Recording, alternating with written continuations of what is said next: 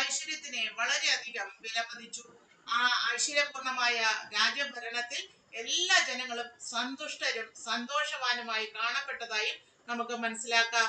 ഹരിപോലെ ഹരേ കൃഷ്ണ. കഴിഞ്ഞ ശ്ലോകത്തിൽ ശ്രീ ശുകദേവ ഗോസ്വാമി പറയാണ്, ശ്രീ രാമചന്ദ്രൻ വനവാസമെല്ലാം കഴിഞ്ഞ് സഹോദരൻ ഭരതന്റെ ആത്മാർത്ഥമായ അഭ്യർത്ഥനയെ തുടർന്ന് രാജ്യത്തിന്റെ സിംഹാസനത്തിൽ കയറിയ രാമചന്ദ്ര ഭഗവാൻ അദ്ദേഹത്തിന്റെ ഇളയ സഹോദരന്മാരോട് ലോകം മുഴുവൻ ജയിച്ചടക്കി വരാൻ ആജ്ഞാപിച്ചു. ഇതെല്ലാം കഴിഞ്ഞ ശ്ലോകത്തിൽ കണ്ടതാണ്. മാത്രമല്ല, അദ്ദേഹം നേരിട്ട് എല്ലാ ജനങ്ങളെയും ദർശിക്കുവാനും കൊട്ടാരവാസികൾക്കും മറ്റു സഹായികളോടും ഒപ്പം രാജ്യഭരണത്തിൽ വളരെയധികം മേൽനോട്ടം വഹിച്ച് ഏറ്റവും സുന്ദരമായിട്ടുള്ള ഒരു രാജ്യഭരണം ആണ് കാഴ്ചവെച്ചതായും ശുകദേവ ഗോസ്വാമി പറയുന്നതായി കാണാം.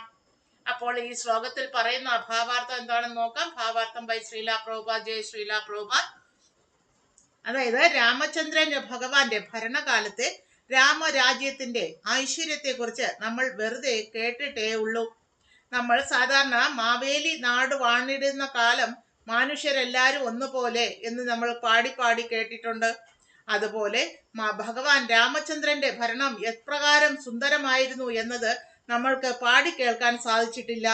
എന്നാൽ മാവേലി നാട് വാണിരുന്നതിനേക്കാൾ അധികം ഐശ്വര്യപൂർണവും സമ്പൽ സമൃദ്ധവും സന്തോഷപൂർണവുമായ രാജ്യമായിരുന്നു രാമരാജ്യം എന്നാണ് നമുക്ക് ഭാഗവതത്തിലൂടെ മനസ്സിലാക്കാൻ സാധിക്കുക. ഇവിടെ ഭഗവാന്റെ രാജ്യത്തിന്റെ ഐശ്വര്യത്തെക്കുറിച്ച് ഒരു ഉദാഹരണമാണ് നൽകിയിരിക്കുന്നത്. അതായത് അയോധ്യയുടെ തെരുവീഥികളിൽ ശുദ്ധമാക്കുക മാത്രമല്ല, തെരുവീഥികളിൽ ആനകളെ കൊണ്ട് അവയുടെ തുമ്പിക്കൈകളിലൂടെ സുഗന്ധജലവും സുഗന്ധമുള്ള മദ്യത്തുള്ളികളും തളിപ്പിക്കുകയും ചെയ്തിരുന്നു. ആനകൾക്ക് അവയുടെ തുമ്പിക്കൈകളിലൂടെ ജലം വലിച്ചെടുക്കുവാനും ജലധാര പോലെ പുറത്തേക്ക് ചൊരിയുവാനും കഴിയുന്നതിനാൽ ജലധാര യന്ത്രങ്ങളുടെ ആവശ്യമേ ഉണ്ടായിരുന്നില്ല. ഈ ഒരു ഉദാഹരണത്തിൽ നിന്നും മാത്രം നമുക്ക് ആ നഗരത്തിന്റെ ഐശ്വര്യത്തെക്കുറിച്ച് അനുമാനിക്കാൻ സാധിക്കും. അവിടെ ശരിക്കും സുഗന്ധജലം തളിച്ചിരുന്നു. എല്ലാത്തിലും ഉപരി ഭഗവാൻ നേരിട്ട് രാജ്യത്തിന്റെ ഭരണകാര്യങ്ങളുടെ മേൽനോട്ടം വഹിക്കുന്നതും കാണാൻ സാധിക്കും. അപ്രകാരം ജനങ്ങൾ എല്ലാ വിധത്തിലും സന്തുഷ്ടരായിരുന്നു എന്ന് വേണം മനസ്സിലാക്കാൻ. തലസ്ഥാനത്തിന് പുറമെയുള്ള കാര്യങ്ങൾ നോക്കുവാനും ചക്രവർത്തിയുടെ ഉത്തരവ് അനുസരിക്കാൻ വിസമ്മതിക്കുന്നവരെ ശിക്ഷിക്കുവാനും സഹോദരന്മാരെ നിയമിച്ചു. അദ്ദേഹത്തിന്റെ നടപടിയിൽ നിന്ന് ശ്രീ രാമചന്ദ്ര ഭഗവാൻ കേവലം നിഷ്ക്രിയനായ ഒരു ഭരണാധികാരിയായിരുന്നു എന്ന് നമുക്ക് മനസ്സിലാക്കാതിരിക്കാം. അതായത് തീർച്ചയായിട്ടും അദ്ദേഹം സ്വന്തം സഹോദരങ്ങളെ ജനസേവകരായിട്ട് തന്നെയാണ് കണ്ടിരുന്നത്. അപ്പോൾ ആ ജനങ്ങളുടെ ക്ഷേമാർത്ഥം രാജ്യത്ത് എല്ലാ സമ്പൽ സമൃദ്ധിയും നല്ല പോലെ ഉണ്ടാകുന്നുണ്ടോ എന്ന് പരിശോധിക്കാനായിട്ട് സ്വന്തം സഹോദരന്മാരെ തന്നെയാണ് നിയോഗിച്ചിരുന്നത്. അതിൽ നിന്നും ഭഗവാൻ ഏകാധിപതിയായി ഭരിച്ചു എന്ന് നമുക്ക് തീരുമാനിക്കാനാവില്ല. അപ്പോൾ സ്വന്തം സഹോദരങ്ങളെ പ്രജകളുടെ ക്ഷേമാർത്ഥം, പ്രജകളുടെ കാര്യനിർവഹണത്തിലെ എല്ലാ പോരായ്മയും പരിഹരിക്കാൻ ആ സഹോദരങ്ങളെ നിയോഗിച്ചിരുന്നതായി ഈ ശ്ലോകത്തിലൂടെ നമുക്ക് മനസ്സിലാക്കാം. ഇങ്ങനെയാണ് ദിഗ്വിജയം എന്ന് വിളിക്കുന്നത്. അതായത് എല്ലാ ദിക്കുകളിലും സഹോദരന്മാരെ അയച്ച് എല്ലായിടവും സമ്പൽ സമൃദ്ധവും ആനന്ദപൂർണവുമാണോ എന്ന് ചെക്ക് ചെയ്യുന്നതിനാണ് ദിഗ്വിജയം എന്ന് പറയുന്നത്. ജനങ്ങൾക്ക് ശാന്തമായ ജീവിതത്തിന് അനിവാര്യമായ എല്ലാ സൗകര്യങ്ങളും ശ്രീരാമചന്ദ്രൻ നൽകിയിരുന്നു. അവർ വർണ്ണാശ്രമ ധർമ്മം അനുസരിച്ച് സമുചിതമായ ലക്ഷണങ്ങൾ കൊണ്ട് യോഗ്യരും ആയിരുന്നു. കഴിഞ്ഞ അധ്യായത്തിൽ നാം കണ്ടതുപോലെ വർണ്ണാശ്രമ ഗുണാന്യത പൗരന്മാർ വർണ്ണാശ്രമ സമ്പ്രദായ പ്രകാരം പരിശീലിപ്പിക്കപ്പെട്ടിരുന്നു. അപ്പോ ചാതുർവർണ്ണ്യം മയാ സൃഷ്ടം ഗുണ കർമ്മ വിഭാഗശ എന്ന് ഭഗവത്ഗീതയിൽ ഭഗവാൻ പറഞ്ഞതുപോലെ ചാതുർവർണ്ണ്യം അനുസരിച്ച് തന്നെയാണ് രാമരാജ്യത്തിലെ പ്രജകൾ ജീവിച്ചിരുന്നത്. അവരുടെ ജന്മം കൊണ്ടല്ല അവരെ ഏത് വർണ്ണത്തിൽ അല്ലെങ്കിൽ ഏത് വിഭാഗത്തിൽ പെടുത്തണം എന്ന് നിശ്ചയിക്കുന്നത്. പകരം അവരുടെ ഗുണത്തിന്റെയും കർമ്മത്തിന്റെയും അടിസ്ഥാനത്തിലാണ് എന്ന് നമ്മൾ മനസ്സിലാക്കണം.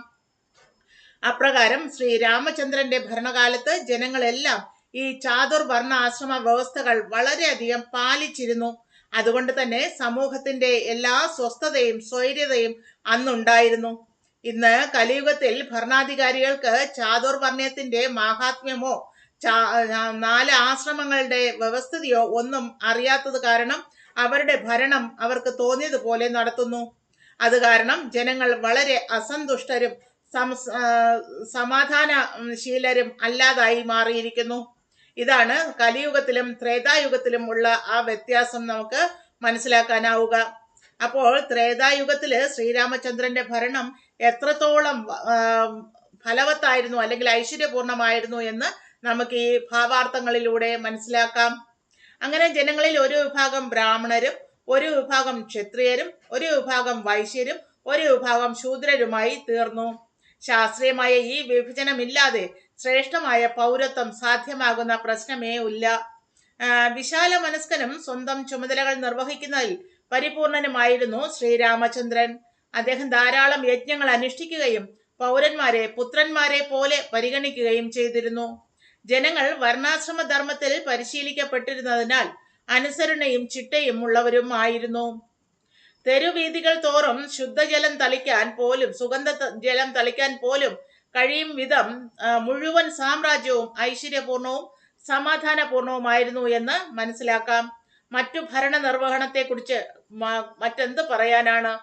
നഗരം മുഴുവൻ സുഗന്ധ ജലം തളിക്കുക എന്നാൽ മറ്റെല്ലാ കാര്യങ്ങളിലുമുള്ള രാജ്യത്തിന്റെ ഐശ്വര്യത്തെക്കുറിച്ച് നമുക്ക് തീർച്ചയായും ഊഹിക്കാനാവും. അങ്ങനെയുള്ള രാമചന്ദ്ര ഭഗവാന്റെ ഭരണകാലത്ത് ജനങ്ങൾ എല്ലാ വിധത്തിലും സന്തുഷ്ടരായിരിക്കുന്നു എന്ന് തീരുമാനിക്കണം. അടുത്ത ശ്ലോകം 27 നോക്കാം.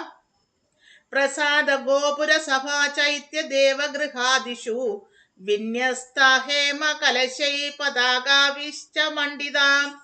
അതായത് കൊട്ടാരങ്ങൾ, കൊട്ടാര ഗോപുരങ്ങൾ, നിയമസഭകൾ, ഉയർന്ന സമ്മേളന വേദികൾ, ക്ഷേത്രങ്ങൾ മുതലായവകളെല്ലാം സ്വർണ്ണ ജലകുംഭങ്ങളാലും നാനാവിധ പതാകകളാലും അലങ്കരിക്കപ്പെട്ടിരുന്നു.